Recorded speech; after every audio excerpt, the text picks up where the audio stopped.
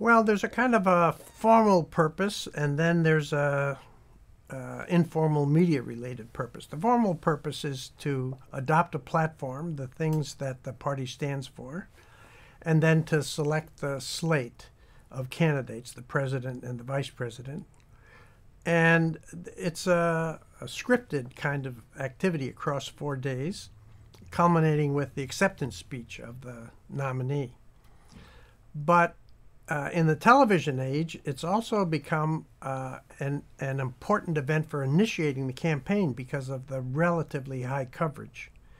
And when we look at polling data, for example, we have this concept of the post-convention bounce.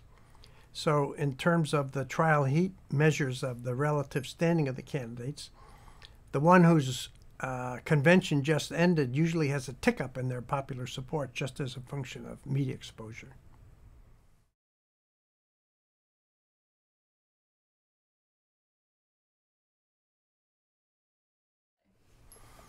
There are essentially two kinds of delegates. They're all political activists in one way or another, but one group is the ones who are elected in the primaries and caucuses. That could be direct or indirect, depending upon whether there's an intermediate step like a county or state convention. And those are the ones who are pledged to support a particular candidate because they announced, in effect, their support for that candidate. But there are also people called superdelegates. They are elected officials or party leaders. They have some, they're supposed to have some sense of how good a candidate an individual could be.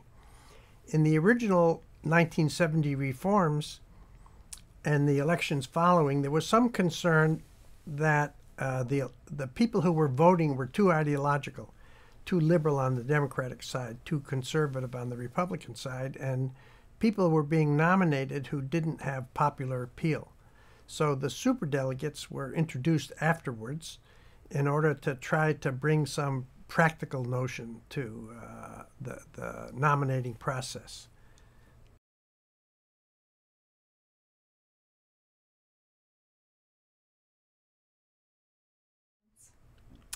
No, they don't, because first of all, there are many more Democratic delegates than Republican, and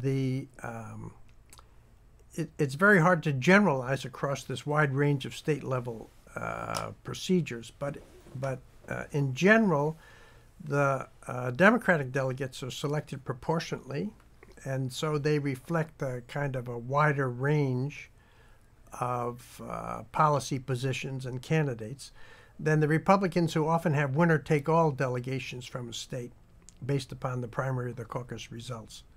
But they have the same basic functions: to approve the platform, to support the nomination of a vice president, and then to send off the slate of two candidates with best wishes for the fall campaign.